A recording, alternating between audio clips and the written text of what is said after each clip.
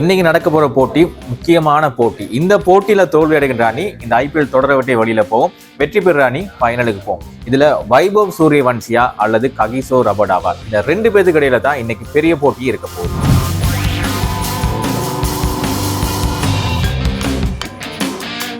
Gujarat டைட்டன்ஸ்ல power hitters இல்ல, 6 hitters இல்ல. அவங்க ஒரு நாள் போட்டி மாதிரி தான் விளையாடுறாங்க. 4 ரன்ஸ் அதிகமா அடிக்கிறாங்க. 6 அடிக்கிற ஆட்கள் யாரும் இல்ல, ஜோஸ் பட்லரை தவிர அப்படின்னு சொல்லி ஒரு குற்றச்சாட்டு இருக்கு.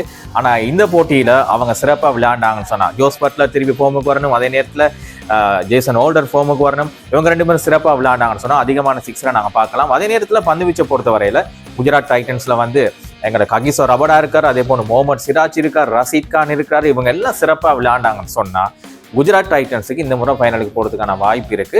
நாங்க பொறுத்திருந்து பார்க்கலாம். ஆனா சாய் சுதர்சனும் சுப்மன் கில்லும் கிட்டத்தட்ட முதலாவது விக்கெட் பார்ட்னர்ஷிப்பா ஒரு 60-70க்கு மேல அடிச்சாங்க அப்படின்னு சொன்னா மிகப்பெரிய வாய்ப்பு இருக்கு குஜராத் டைட்டன்ஸ். உலகம் முழுவதுமே நிறைய பேர் எதிர்பார்த்துருக்கிற விஷயம், வைபவ் சூரியவன்சி இன்றைய தினம் விளையாடணும், கட்டாயம் விளையாடுவாரு. நிறைய ரன்ஸ்கள் அடிக்கணும், கட்டாயம் அடிப்பாரு. 6 அடிக்கணும், அதையும் கட்டாயம் அடிப்பாரு. இதெல்லாம் நடந்தா ராஜஸ்தான் ராயல்ஸுக்கு ஃபைனலுக்கு போறதுக்கான சான்சஸ் பெருசா இருக்கு. ஆனா ராஜஸ்தான் ராயல்ஸ்ல இன்னும் ஒரு பெரியதொரு பிரச்சனை, ஜொப்ரா ஆர்ச்சரை தவிர அந்த பக்கம் யாரும் சிறந்த பவுலர்ஸ் இல்லை. எனவே இது அந்த டீமுக்கு பெரிய ஒரு வீக்னஸா மாறப்போகுது இந்த போட்டியில. அதை அவங்க சரி செஞ்சிட்டாங்க அப்படின்னு சொன்னா ஃபைனலுக்கு போறதுக்கான எல்லா சான்ஸும் ராஜஸ்தான் ராயல்ஸ்க்கு இருக்கு.